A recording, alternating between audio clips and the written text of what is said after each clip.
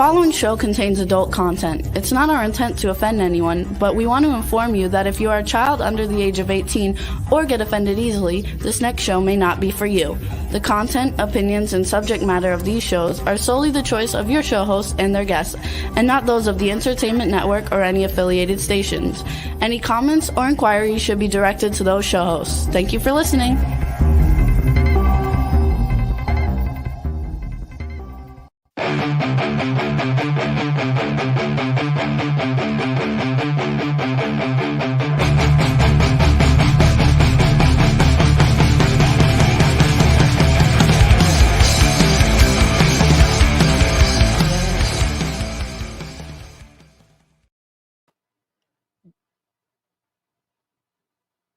What is going on, Music Familia? We are live hanging out here, RA Nation, and Roxy is on a remote location right now, so she is actually in the headphones right about now, correct? I am here, yes. Awesome. So she is here on location, off into somewhere special, and the world today.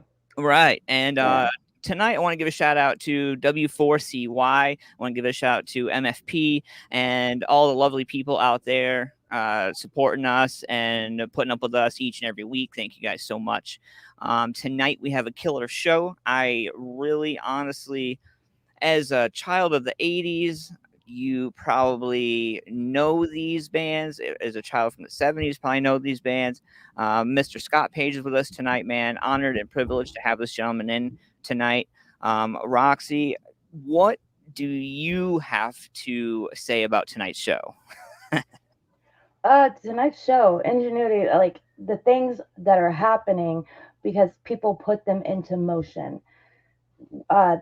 People aren't just musicians. They have other aspects to them that they bring a flow. They have something to offer the world. And those are the people that we look up to. Those are the people we come to when we need help or that inspire us. And that's exactly who we have on the show tonight. He's been an inspiration to me and many others, including you. A lot of our listeners, please make sure you comment for us and let us know that you're here tuned in. But Scott Page is definitely one of those idols that we all have had in our past. Still to this day, he's doing great things. Well, you know what? I ain't afraid. I'm gonna put it out there. I'm gonna scream like a big sissy girl fanboy in the green room after the show. Like this is really, really awesome. I'm really privileged and really humbled and honored to be able to have this opportunity. Scott's gonna bring it full circle for us, and we're gonna be able to do that with you guys. So make sure you throw your comments, questions, anything in the comments, and we'll be able to get all those answered for you going along. Yeah. And those of you who do not know Scott Page was a saxophonist and guitarist of Pink Floyd. He was in Supertramp and Toto, and he's just amazing. He's got a lot more going on, so we need to bring him into the studio and have him tell us his story. Hello. First, I want to say that I was listening in the green room there. Thank you very much for the kind words. That was very nice of you. You made me smile, made my day. Thank you so much. No, man, it's really just awesome to be able to have great knowledge in front of you. I think especially today, it's absolutely necessary. Yeah, well, I believe this is, I've been pretty much a serial entrepreneur. I'm on my fourth company through the years. I've taken a couple public. I've been a business guy. And I can honestly say that when these types of things like COVID, all this disruption starts to happen, this is where the real opportunities are for those that look beyond. And I think this is, if you're an artist, a creator, a content creator, this is probably the greatest time in history that I've seen in my entire lifetime of opportunities for the artist. Even though everything seems so strange, there's just so many new things that are going on. We talked a little bit about it. I've got my head buried in the non-fungible tokens, the NFT space right now, because I think that myself is like I said, I can't even believe how powerful and what that really means. And most people don't really understand what's coming, but it's fundamentally changing everything. So this is a great time for artists to be alive. We're in a world where we're going to a direct-to-consumer business model. You know, I always say, if you want to survive, you have to build a hive. It's not about these massive markets anymore. It's about groups of people. Community is really where the model is at. So, you know, it's really just about getting educated and being unafraid. And, you know, when everybody else is going left, you need to go right and find those niches and places where where the action is really happening. So, you know, I'm very, very, very optimistic about, you know, business and opportunities for, you know, for guys like you. You've got a show right now, right? Listen, you're broadcasting worldwide, right? How many thought you could do that on your phone, right? It's crazy. So, you know, amazing time. Scott, music's really come really far. Like, so if we were to step back in a time machine back to when you started and today, what would you say are the biggest standout factors for you in what you've been experiencing? Well, you know, I think a couple things. I mean, the first thing that came to my mind was just how we made records, how creativity was captured and put together, right? Because in those days, especially, that's, you know, I mean, if you think about it, a lot of those great records, the Stones, Floyd, you know, Beatles records, there were a set of limitations that we had technologically. And so we were actually really, it was really important to try to perform because we didn't have all this Pro Tools and editing and pitch shifting and fixing and tuning and all those things. You know, it was pretty much the experience of what happened in the room. And that was where, you know, a lot of these great records were moments where, you know, the energy in the room of all the players happened, and, you know, you had to commit to what you were putting on. I remember I would, you know, get ready to put a solo on. I'd take a bunch of deep breaths, walk back and forth, kind of get myself psyched up and say, okay, put it and record, and boom. And then you'd play, and, you know, you could punch in. We had a few little things, but a lot of times you only had, you know, 8 tracks or 16 or 24. And then obviously they got more to 48, and, you know, they were doing things like that. Now we have unlimited, but because we were forced into that, I think it changes the way people made records. So, you know, I'll go in and make a record now where I'll get called to play on something, and they'll go, okay, just run the tracks. So I'll play a bunch of things. Oh, that's good enough. And well, wait a minute. I didn't really wasn't that. I said, what do you mean? He said, no, we'll fix it, man. We'll take it. And so they take it, they flip it, they twist it, they turn it into a whole thing. And the next thing I know, it's like they've made something cool out of it, but it's a different type of an emotional experience that I think doesn't, you know, really. That's why I think a lot of those old records still stand the test of time, because they were actually moments captured and a set of commitment and a creativity that was there different. So this whole idea of everybody's in the record business now, because anybody can go make records. You get GarageBand, you can make records, you can buy loops, you can flip things, which is good. It's creative. But I think we've come to the point where we're almost victims of overchoice. And I think that, you know, I always said, you know, one of the most dangerous buttons on the recording console is the solo button. And the reason I say that is sometimes we'd be recording a record and we'd like cut a track, all of us live. We'd be listening to it. And it's smoking. And then next day we'd come in and you go, hey, let me solo the bass. And you listen to the bass, you're going, it's a little out of tune. Maybe we need to fix that. And then we start getting in there and whittling it all, right? Even though the track, when you heard it as a whole, as a combined, it was really working, except now we're going in and going, oh, let's go fix.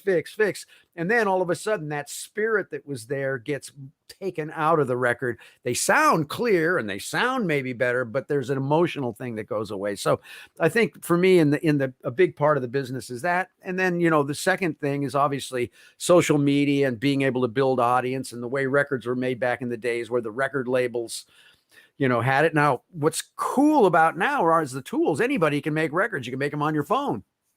You can make money, and you can build your own audience, and you can go out and start generating revenue. And that's why I like the NFT space so much, because it's just a place, you know, the artist takes control again completely of their, you know, kind of their publishing, the rights to their product. And then there's always a downstream built into the smart contracts that are on the blockchain, so that you're always going to get your royalties and paid every time the thing is sold or traded, and there's secondary markets for things. So it's a very exciting time, I think, for the entertainment business, especially for independent artists and things. And so, you know, I think the technology has changed so much, and the way we do things now.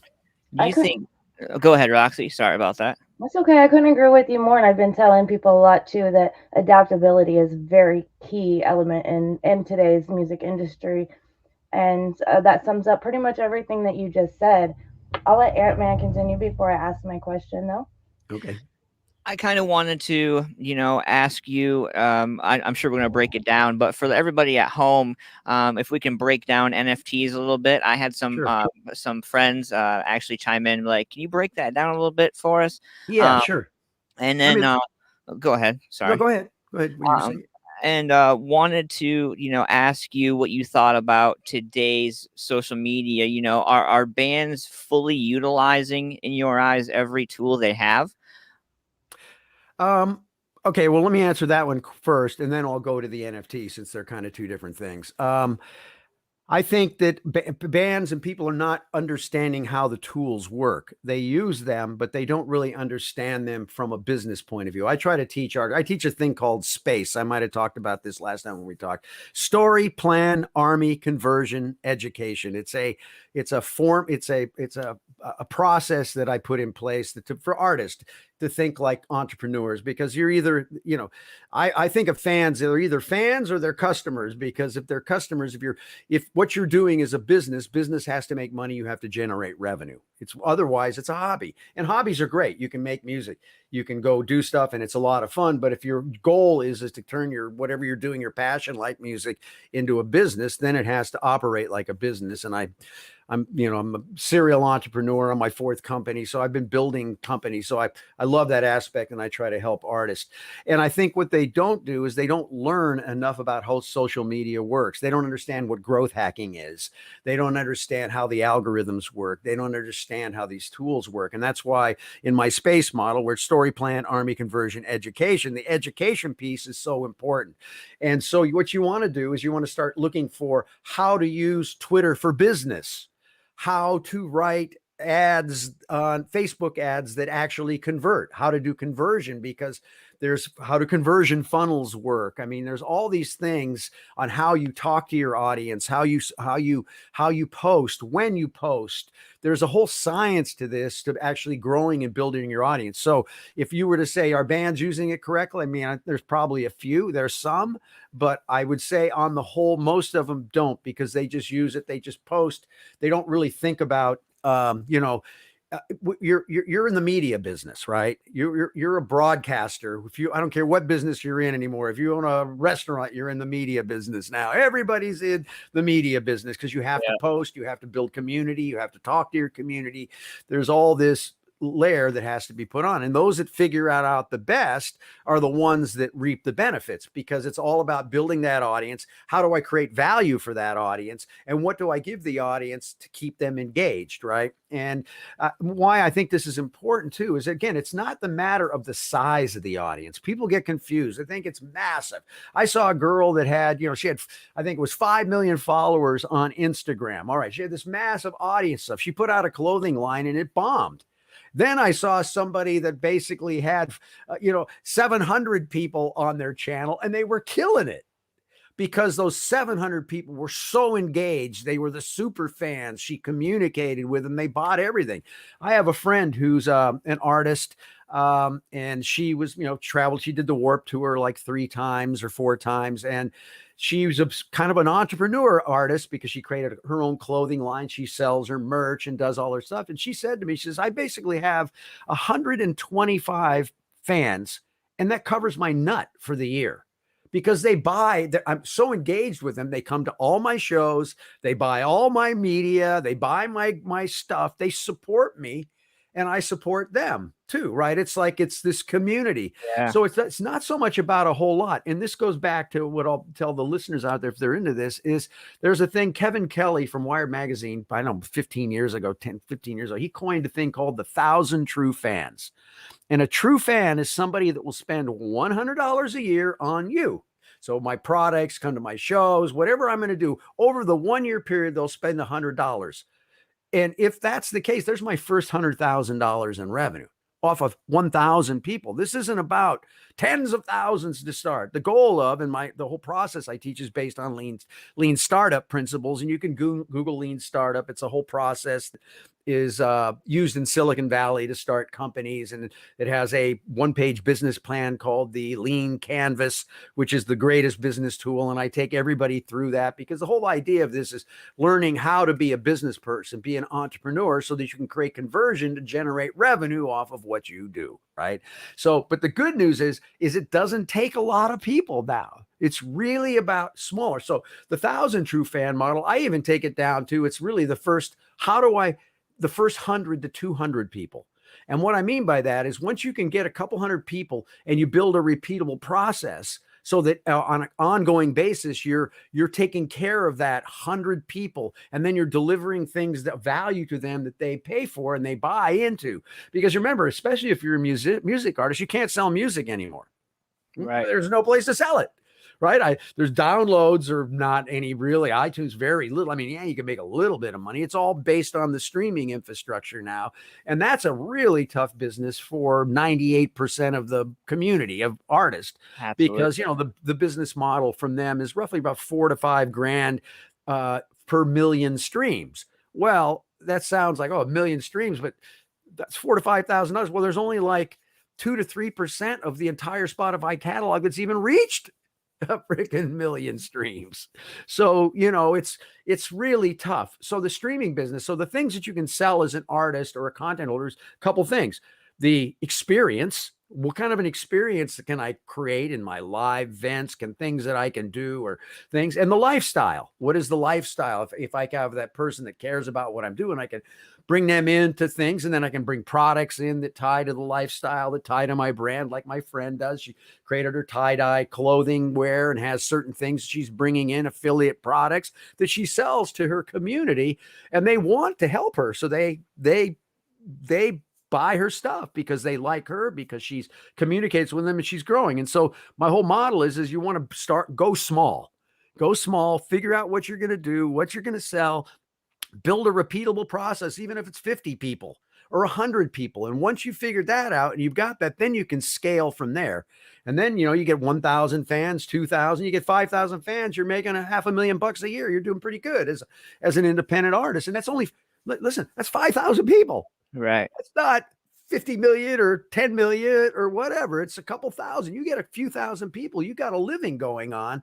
But the question is what are you going to sell? What is your product? And it can't be like, oh, here, I'm going to go sell you this download. There's no money in that. Right. And you can't make it on streaming. So you have to think more creatively. Like, so my whole thing is company is about experience. That's why I started Think Experience, which is an immersive entertainment company, because I realized that people will pay for an experience. So we did, just before COVID, we did 40 sold out shows in a 360-degree immersive dome in downtown Los Angeles called Wisdom, which was like a VR experience in a live venue. People came and we were getting an average $80 a ticket. Wow. Right? Which is crazy, right? Because it's an experience. So thinking about how do I create value to do something different that makes it that they'll care about. So that's kind of the deal, is going back to the social media. But social media, if you want to get smart, here's a couple tips. Number one, there's a site called HubSpot, which is a platform that they sell. But on their thing, they have a thing called, I think it's called the Academy tab. And in there, they have hundreds of free ebooks you can download.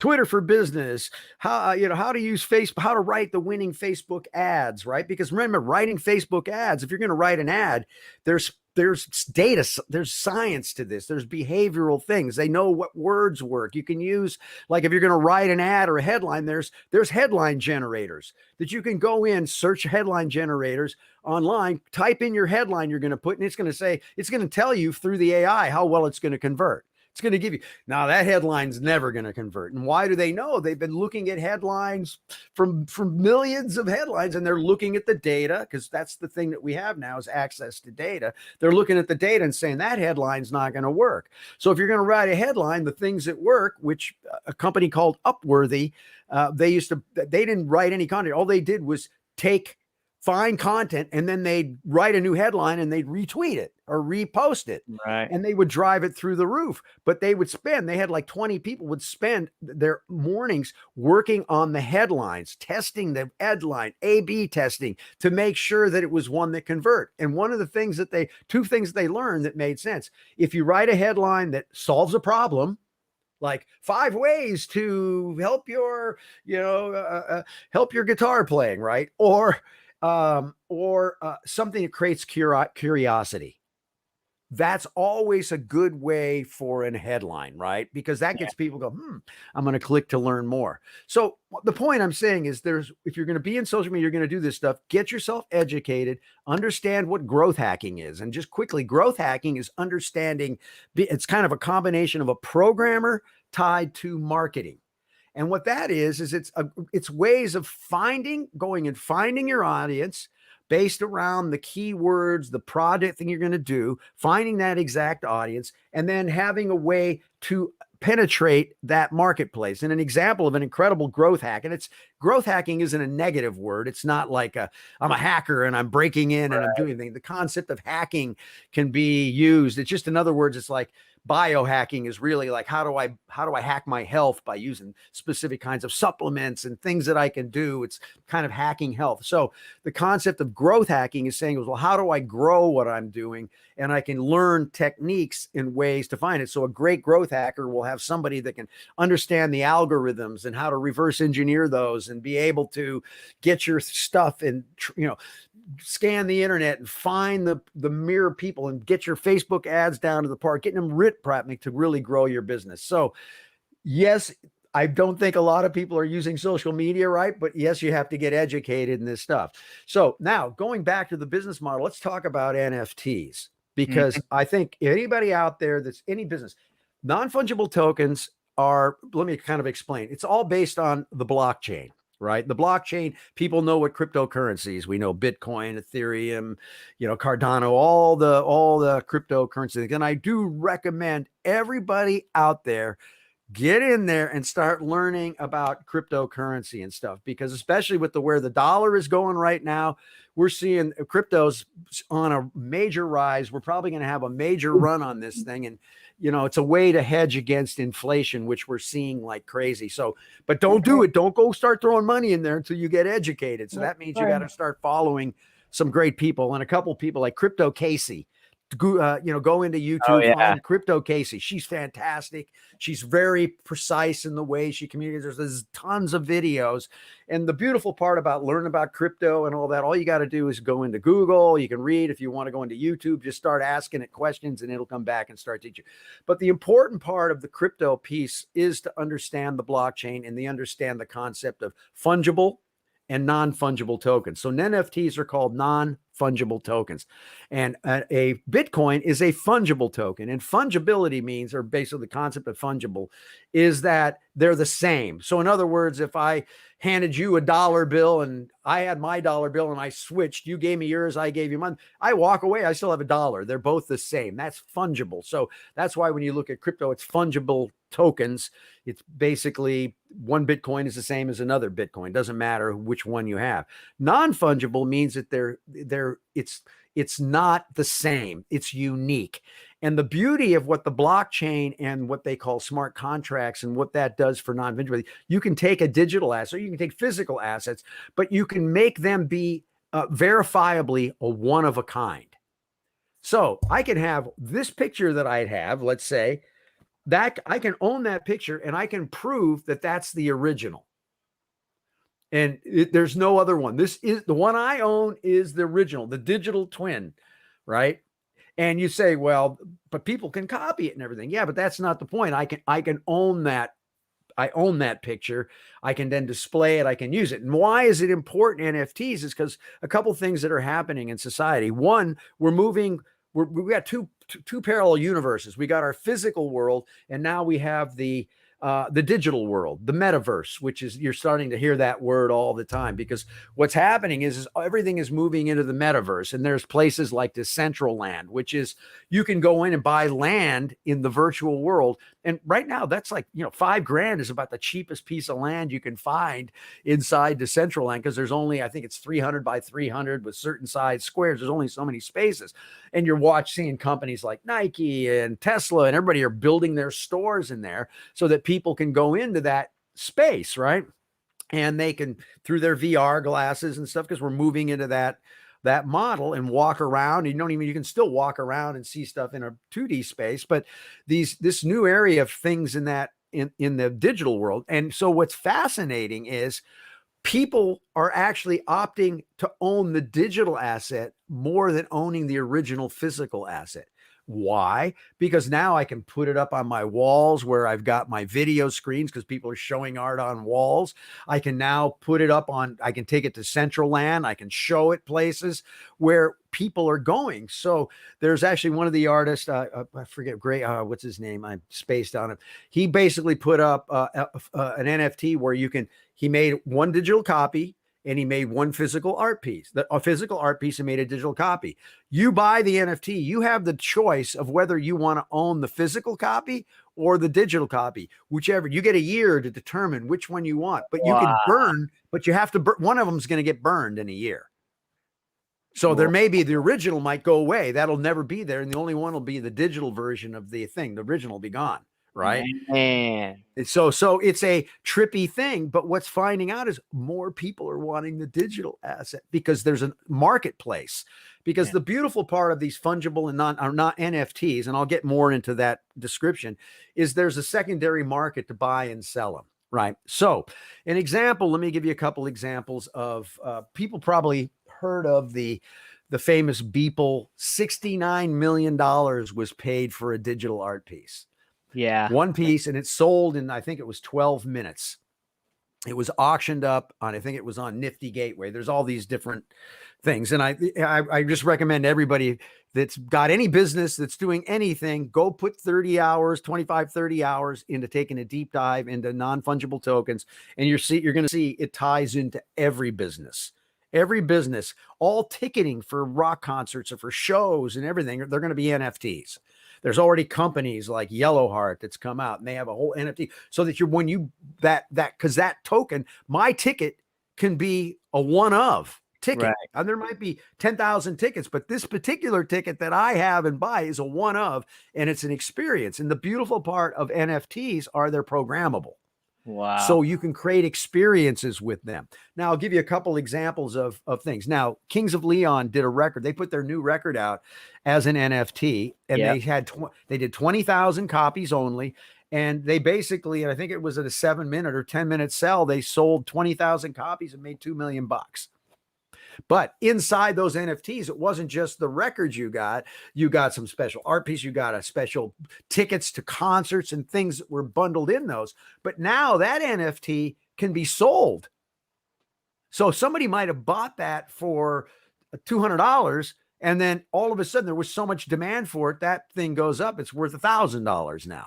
So there's a secondary market where people can pay. Now, the beautiful part is inside these non-fungible tokens built on the blockchain, which is really just connecting code to a digital asset that aligns with something that's on the blockchain that can't be, it can't be changed or altered. That's the whole thing of the blockchain until we see quantum computing. Now that gets a little goofy, then things change. But as of right now, there's no way to go in because it's decentralized. All the code is spread out across the planet, and there's a whole way that the computers work together to verify that asset. But once it's in there, it's in that contract. Now, in that, what they call smart contract, you can put royalty streams. So in other words, every time that asset is sold, you'll get a royalty. You can get 10% back. So that album, that 20,000 may have got them the $2 million that they sold when they sold the 20,000 at whatever the price was. But as they start trading on a secondary market, they keep getting 10% from that point on. An example was a guy did a painting. He did a digital piece of art. He put it up for sale. He said it was going to be a 7-minute auction. I'm going to sell as many of these in 7 minutes, and that'll be it forever. I forget what he did, like sold 4,000. I don't remember the exact things, but I think he sold like close to 4,000. And he made about 400 grand in that 7 minutes, right? And they were $1,000 a piece. A week later, they were trading at $118,000 a piece.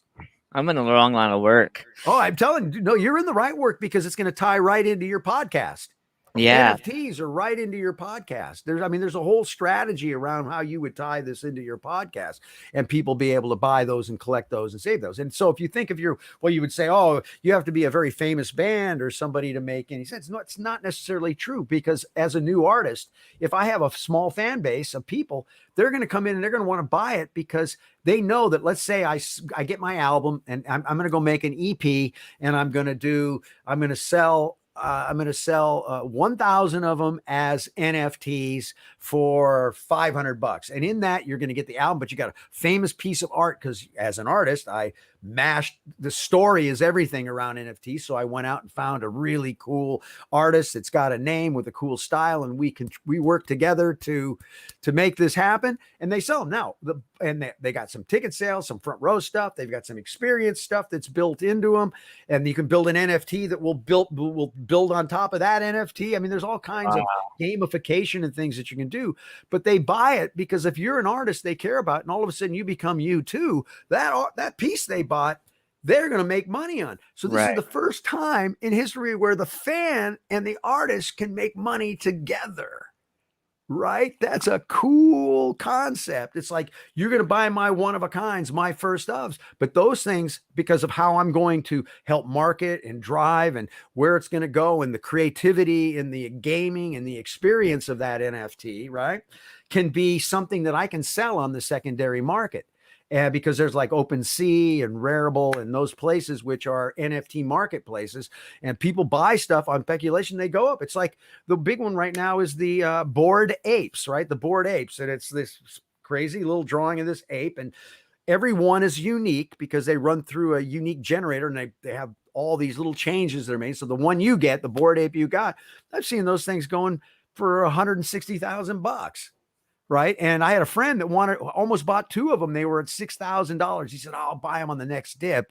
He woke up the next morning and it was through the roof. Astronomical. Yeah. Yeah. So people are buying and selling. And so when you think of NFTs, it's really cryptocurrency. Right. It's funny because I'm getting called to go play because I'm getting in the NFT community, and they're like, hey man, will you come play our NFT drop? And I'm saying, yeah. And they said, well, how much do you want? And I said, I don't want anything. I want NFTs.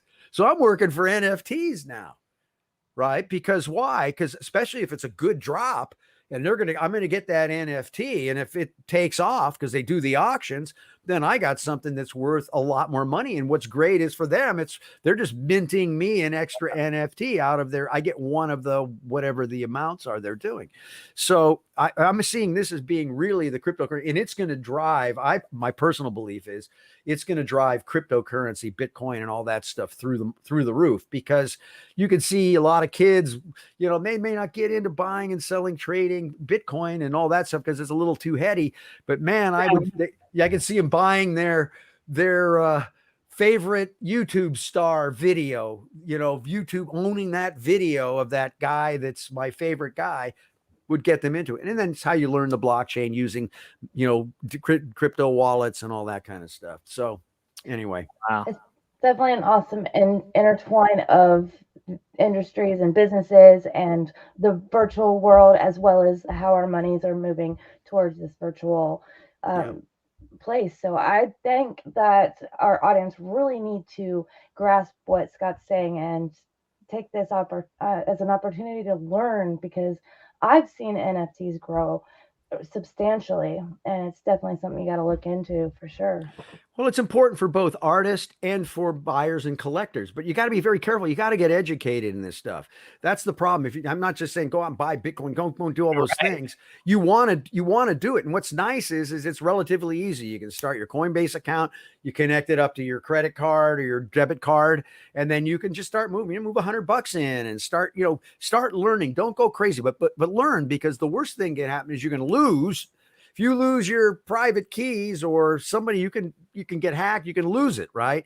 So you have to get educated. You need to go to school. You need to go, how does Bitcoin work? You know, how do I trade Bitcoin? Go in and start doing that stuff. But, you know, I really recommend people taking a small, tiny amount, getting in and getting educated, because I'm seeing people. I have a friend that, you know, she was struggling and stuff, and she took $5,000 and now she's a multimillionaire, right? But she's smart, but she learned and she got in and she figured out what's going on, and over in the last 18 months. But she got educated. And I'm not saying everybody, because it's not, you remember, part of this is not being, you've got to, you know, when the blood is in the street and it's crashing and burning, that's when you got to have guts to go in and buy.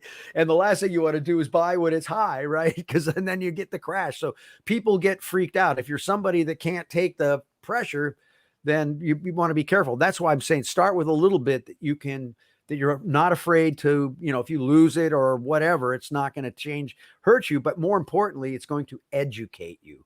Because I can't tell you, I really, truly believe that we're moving into a cryptocurrency world.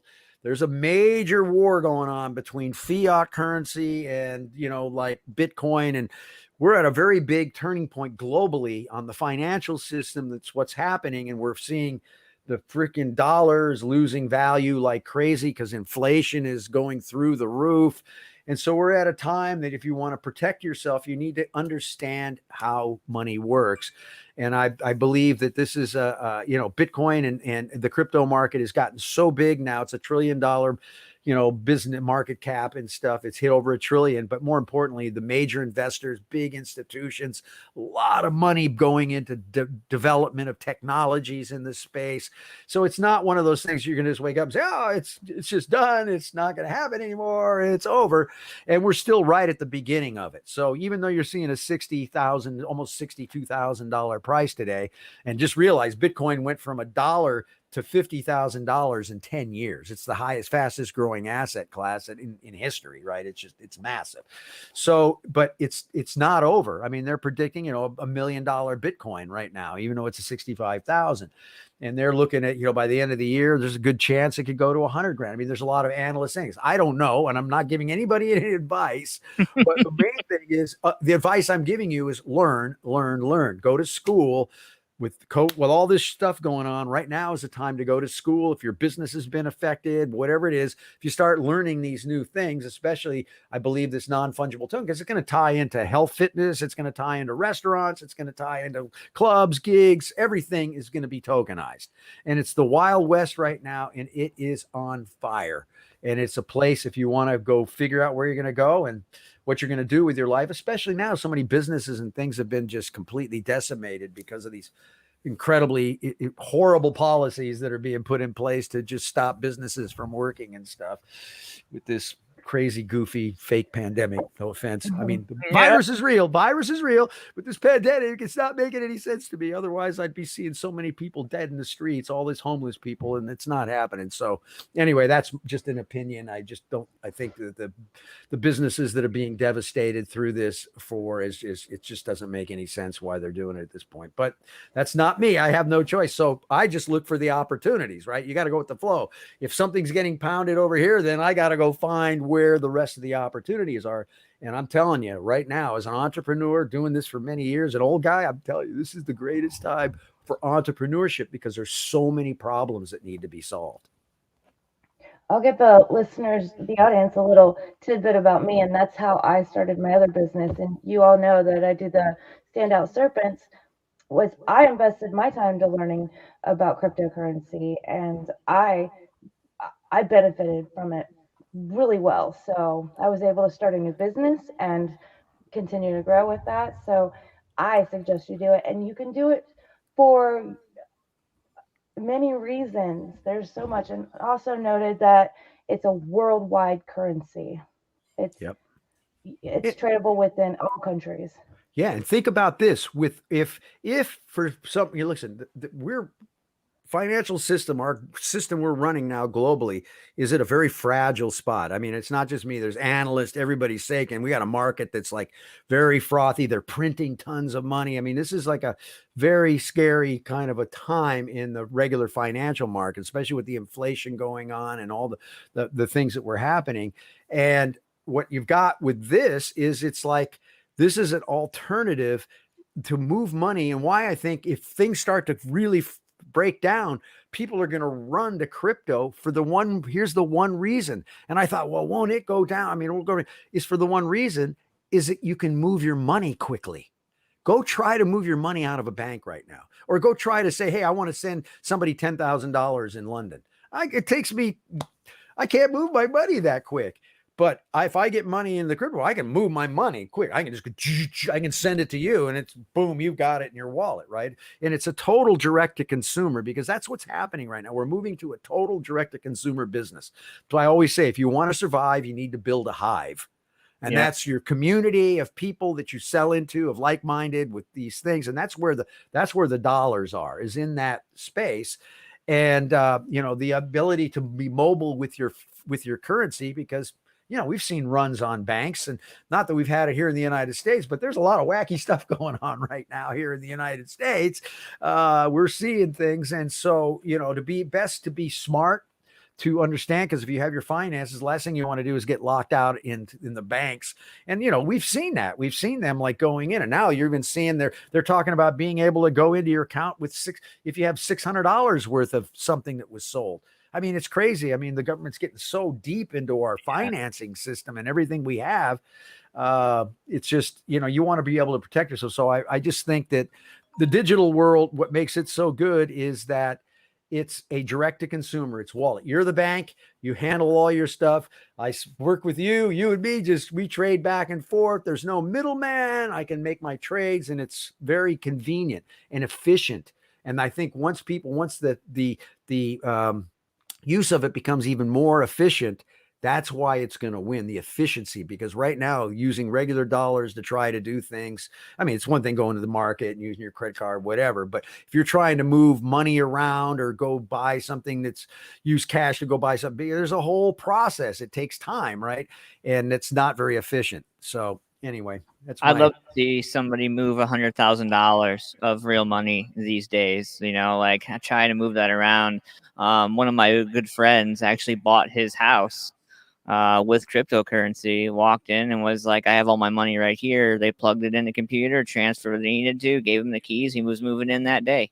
Done. I've never seen. I mean, the paperwork process was just sent to him, email, electronic signature.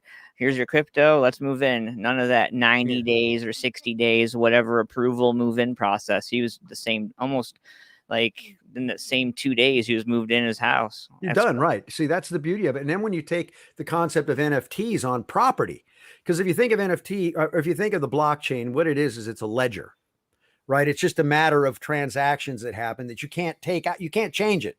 Once the transaction happens, you can add to it, but it's always there, and it's transparent and people can see it. And it's a very, what the blockchain solves, the number one thing that it does is it solves the problem of trust. Right. It's the trust network, right? It's all run by robots, and it's the robot network running trust. And the middleman is the blockchain, is how it does everything. There's no third party. That's why banks hate it. Everybody, all the businesses that are getting disrupted by this can't take it. They hate it. That's why you're hearing all the big institutions go, oh, we hate Bitcoin. It's terrible. You're going to lose all your money there, because the people that are into regular, third parties that serve people that are the middleman are getting squeezed. The Wall Street boys and girls, basically, right, Scott? It would be the Wall Street boys and girls that are all out there playing ball every day, right? Yeah. And now when you're talking about digital art and people being able to own this stuff, right, direct, and then you've got the concept of fractional ownership. So you can have, what's great about the blockchain is that, you could buy, if the Mona Lisa was for sale, you could sell it to thousands of people and they could all own a little piece of it. And if it goes up, it's like art. So there's this whole marketplace that's going on. And what's interesting is people don't realize, I mean, if it's like this, what would be more valuable if I own the actual Mona Lisa or I own the digital twin of it and I had the rights to it. The digital twin and owning the publishing rights and all of that will dwarf. You could just add another zero to whatever the number is to the Mona Lisa. You could add another zero to the ownership of the rights of that, which could be in that digital twin. And, you know, I always make this joke that I think what's happening is I think, you know, the robots, the AI is taking over. I think man is basically, it's kind of designing itself out. The AI is starting to run everything, right? You're seeing it taking over everything. And I got a program the other day to write copy for stuff, and it's called Copy AI, and it's holy crud. I just give it some information and it comes back and writes these beautifully written things for me without even having to write a thing. And if I don't like that, when I click again, it gives me more. It gives me 25 variations. It's unbelievable. I got a couple little tweaks and I'm done. And I'm like, oh my God, I sound like, you know, one of the best writers on the planet. Right. And so there's all this stuff now, which AI is taking over. And so we need to learn to live with that and how we make that work for us right now as we're going through these transitions. And so I recommend to everybody, man, the monetary understanding finance, understanding Bitcoin is probably most of the smartest thing you could do right now for you, your family, and everything else, because you don't want to get caught in the squeeze. Right. You want to be thinking about how to move forward. And there's so much opportunity because it's a growth market. The one thing I've learned about a business through one of my mentors that I started my company called Seventh Level, which we took public. He was an incredible CEO, entrepreneur guy. He says, dude, here's the deal. You always find a growth market. Because see, at the time I had started a merchandising business. And when I was working with him, I had this merchandising business. I went in and, you know, it was a tough business, you know, selling shirts and all this stuff. And the margins were thin.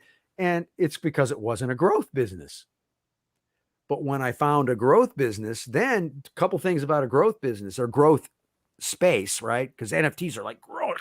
It's like on fire. It's the hot thing. It's everywhere. So that means you've got momentum and all these people moving into it and a lot of speculation things going on. So you have a space that you can jump into, be in it at a very early time, right? You get to be in it at the forefront of it because we're just starting. It's just beginning. It's not mainstream yet, but it's hitting the mainstream because people are hearing about $69 million paintings and $2 million in 7 minutes for freaking down things. And you're seeing this, and then you're seeing young artists that are coming up that basically came up with a great idea, put it in there, and they're cleaning up. I mean, it's crazy. I'm seeing people it's changing the lives of artists like crazy. Unbelievable. I got a question here. So they asked about growth marketing. So basically, for layman's terms, growth marketing is a process of designing and conducting experiments to optimize and improve the results of a target area. Yeah, that's growth hacking. That's growth hacking. So growth hacking. Yeah, that's the idea. It's like it's understanding how to find your audience. Because remember, just give you my thing. My whole deal is, again, this thing, space, story, plan, army, conversion, educate. Story is the most important thing. It's the most important thing around the NFT. It's the most important thing around your business, because what is your story? And when I try to tell artists, I'll say, oh, guy says, oh, well, tell me your story. What's the story? And they go, oh, I play guitar. I'm from Cincinnati. I grew up on this fun, blah, blah, blah. I said, dude, nobody cares about that story. Nobody cares. That's backstory. That's fine to who you are. But what is the story? What is it you're saying? What problem are you solving? What am I doing that is unique? What is it, the story that is like, wow, this is like really interesting and somebody will like want to follow? Because to create a rally cry, to create a commercial movement, you got to create a rally cry. You got to get people around it. So what's that story? Now, what's important about that story is once you've determined what your business is, what problem you're solving, what are you doing? When I tell that to an artist, the first thing he says, well, I smoke fatties and I write songs. I said, dude, that's the hits business. I'm talking about you figure this story out. You get the right words, then I get the keywords, I get the key phrases, and then I can give that to a growth hacker and he can go find me the audience that cares about that.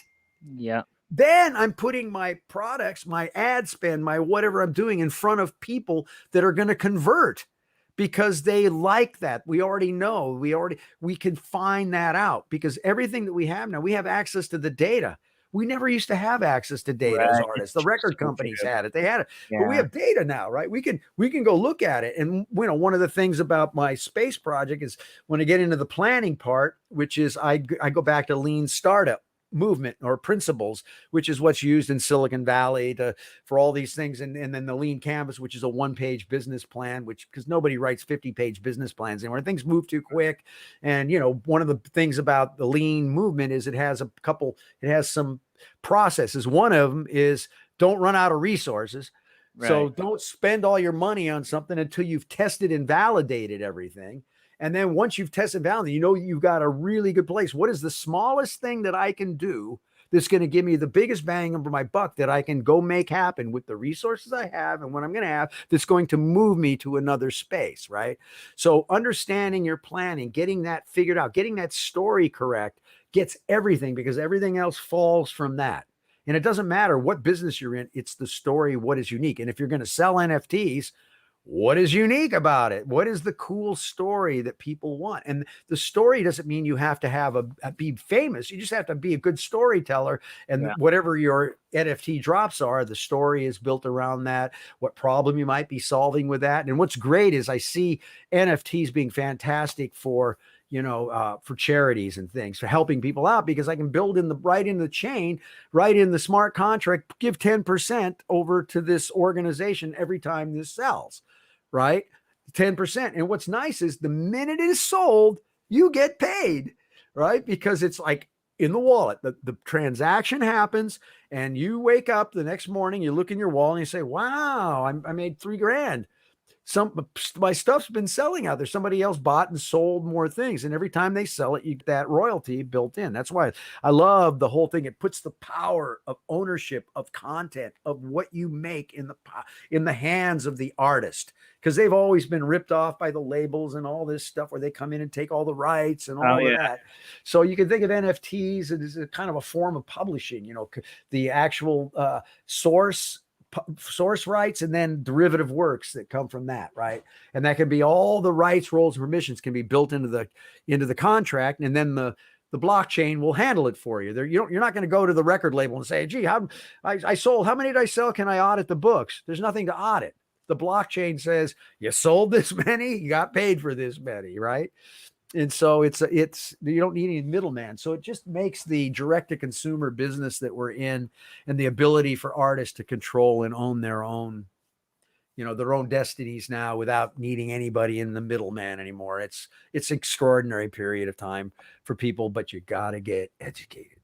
I feel like, it's also cut out a lot of excuses for people, like if you're not progressing, if you're not growing, that kind of falls on you, because you have all the tools right in front of you to be able to succeed. Oh yeah, you got it all. Dude, remember the big thing that's happened is this thing, right? And the big drivers that have happened, because I've been in the tech space, I got into it early in probably 1990. I did my first CD-ROM in 1990. And so I've been in the tech space for all, but what's happened is the thing that's changed everything is 3 things: bandwidth, storage, and horsepower.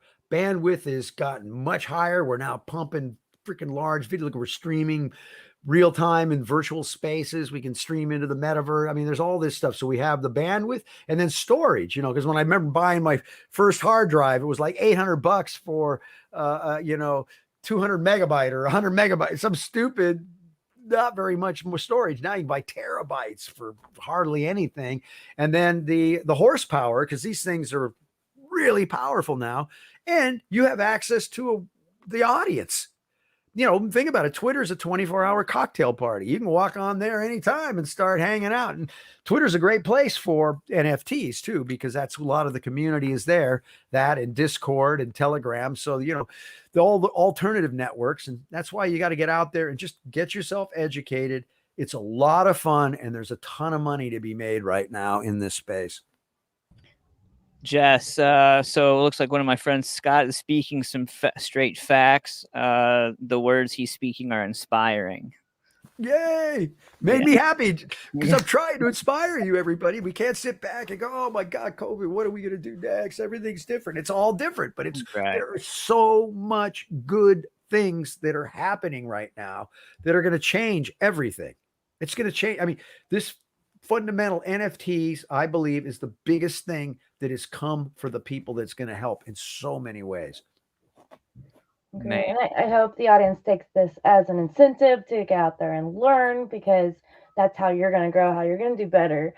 And we're running out of time. Scott, I really appreciate your time. And I think we need to get you back on, because we should narrow down a few of these topics, because I love what you have to offer and how you deliver it. You're, again, inspiring. I would love to sit down with you, Scott, on a more in depth about the NFTs. I'd love to try to find a way to help my community, and try to help them, as much as possible with something like that. Yeah, definitely. Because remember, you're in the media business now. And so you could be selling NFTs. Your shows can be NFTs. You can create NFTs that go along with the show that have community involvement to help the community. And there's so many things you can do. It's just a matter of learning, right? You got to get educated. And remember, the whole idea of what I love about NFTs, because I had game companies and stuff and we built games, is the gamification of these things. What you can do, you can create a real experience that is so different. And like an example, what I mean by programmable, here's that you could be, you could have your daughter and she's 1 year old, and you create an NFT that every year on her birthday, it changes for forever. And even when you're gone, she could go to her NFT on her birthday, and you could have things that were left for her that were there that would be just unique. So there's very interesting ways of dealing with these things that are just so fascinating. And it's such a creative space. I mean, it's just, we're at the beginning of the creativity of what these things can do. Man. Yeah. Fun times, man. Definitely. Whole different era from Pink Floyd, huh? Oh yeah, and I love Pink Floyd because I'm getting ready to do my launches. We've done 2 launches already. We did the NFTs. We did one. We sold for 1.1 million, and it was the original Rolling Stones. The guy that painted the original Rolling Stones lips. He did 12 new versions of those in different ways. We did the NFTs. We did that, and we sold one. We have 11 more to go sell, but we sold one of them for 1.1 million. And because there's only one of that thing, right? Of that particular painting and that thing. And then just last week, we did an auction for the Lost Banksy. And that one went for 610,000. Wow. That's yeah. incredible. So we have a bunch more we're getting ready to start dropping. Scott, and I have a whole bunch of stuff I'm building a whole collection of all my collectibles and things that I've done with Pink Floyd through the years, and have a whole strategy for these things. And I'm combining live events with NFT drops and minting, and it's a whole new world. It's like cool. Scott, before we get out the door, man, I was checking out your website, thinkexp.co. And you want to touch a little bit before we get out the door on the dark side of the drive-in for us? Oh yeah. So unfortunately that job got canceled, that one, because of COVID. They ended up canceling. But yeah, what we do is I have my company Think Experience, and it's think:/EXP, and then I can do either. Been doing a Think:/Floyd experience. And so we've been doing Think Floyd in the 360-degree immersive dome. So, and that's my band. Think X is the band. And that's myself, Stephen Perkins from Jane's Addiction, great drummer, man, a monster. Kenny Olson from Kid Rock's band, Norwood Fisher from Fishbone, and then Roberta Freeman, who was out with me on the Floyd tour and stuff. And then we have a couple other guys, and just a great kind of all-star band. And we've been doing this Think Floyd experience. And now, we may do a Think Hendrix experience. I don't know. We're just, it's fun for us to come and play. And again, but we tie it into these live immersive experiences to make them fun. So, you can sell tickets and it works. You just got to be, what can you do that makes you unique? And NFTs now, everything I'll do is NFT'd. I mean, all my shows will have NFT drops. It'll be tied to them, and things that we'll present, and the ticketing system will be NFT'd. All our tickets for our shows will be NFT'd. So people have these collectibles, and those NFTs have utility to them so that they can do things outside of the ticket. And so it's very exciting. It's exciting space. One of my viewers is, so that means you can take NFT. Like, can I still buy a cheeseburger with my NFT at the end of the day? You might be able to. You might get a lifetime supply of cheeseburgers that comes with your NFT. Right. Right? Now you might buy be your deal, right? There might be a certain thing that you buy that gives you privileges, gives you rights. And what's great about it is I can say only 10 people get those rights, and it's built into the NFT, and you can't change it. And you can verify that that's the one that does it. It unlocks the key, right? Man, So, that's should be. great. Mr. Scott Page, thank you so Yay. much, sir, for coming and hanging out with us tonight. I really appreciate you, sir. Yes. My pleasure, man. Mr. Antman, thank you very much. And where is she? She's off in just audio land. Yeah, he's in audio land. Yeah. Goodbye, my friend. And thank you very, very much for having me on your show. Always love talking to you guys. And anytime, we can keep talking because remember, this thing's just evolving, man. I mean, that's the thing about this business is it's every 90 days. I might hire you. I might hire you for our podcast to educate us on what we need to do. I'll help you, man. I'll give you some ideas. I'll give you one real quick one. You ready? Yeah. One of the things that's really cool is we started coming. So Think is we have a live show. We also we take streaming, which is really thinking about the real-time two-way, because that's what we're doing now is two-way streaming real-time. How do we bring fan in stream? And then the third thing is delivery service. You have delivery service. So here's an idea. From a sponsor point of view, you could go sell a sponsor and say, you know what? It's a coffee sponsor, or it's a alcohol sponsor, or it's whatever. So you work a deal out with the sponsor and say, hey, you could have shipped that to me. Right. And then we could have an experience with it online in real time. And what that does is that's like you're giving the sponsors getting a chance to get them out there. So you can use delivery for your guest, that something shows up that can be talked about, that can be unique. And that could be a sponsored product and then the sponsors come in, because your goal is to get enough audience to start getting people to get sponsors. Right. Right. So if you go to the sponsors with a cool idea, because then they're going to get a piece. It's not just like, hey, we're sponsored by blah, blah, blah coffee company. You actually did an event with the guest on that product. And now that product becomes a video and stuff of that guest using the product that can be used in their marketing. So it has legs after the spot, right? So thinking creatively. So delivery service is something you could really think about that could be delivered, that could be tied to your show, and you could sell that concept to a sponsor. So there you go. There's one for you, brother. Wow. And you could NFT that, right? You are the definition of entrepreneur, let me tell you. Thank you so much. Love it. Thank you so much. Make sure everybody go check out Scott Page. All his social links is I am Scott Page. His Wikipedia page, I have that link down here as well. Go check out his website for ThinkX. And thank you for tuning in. And next week we've got Leland Sklar. So my brother Leland. We're doing a whole drop with Leland right now. That's our next drop, is the next NFT drop we're doing with Leland. So let us know and we'll promote it on the show too.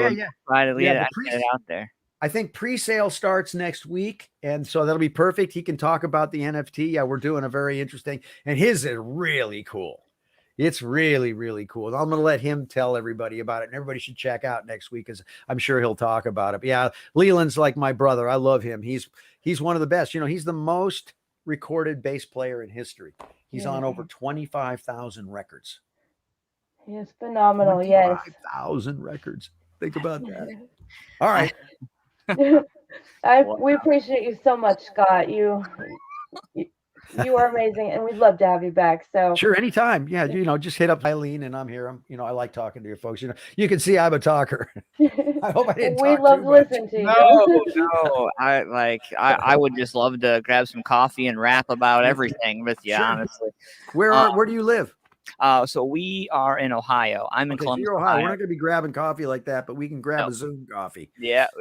There we go. Right. We'll do that, and we can think of some ideas and put a plan together, and you can go. I'll show you my little space thing, because that's the model. You got to go through the story, then you got to put a plan together, do your thing, and then you got to go to the A, which is your super fans, your army. And that's an old thing of how to find them and what you do. And then C is the conversion, understanding funnels. And then E is how you learn about this stuff. So I'll be happy to give you the information. Yeah, that would be awesome, man. Thank you so much, Scott. Right, my friend. Honestly, such an awesome, educational, humbling experience to have you on the show. Oh gosh, thank you very much. And thank you all. It definitely shout out to Eileen as well. great, awesome lady. I had a chance. She's the best. Yeah. Eileen Shapiro. We love her. She's one of my favorite humans on this planet. That is one kind, loving human being, man, Yeah. right there. She's the bomb. Great. Absolutely, yes. She is great. All righty, guys. Thank you so much for hanging out this week on RA Nation. We'll see you guys next Monday. I want to give a shout out to Talk 4 TV, W4CY Radio, and all the Music Familia out there. Thank you guys so much for coming and hanging out. All right. Tell Leland I love him. Bye. Oh, yeah. Bye, everybody. Bye. If you feel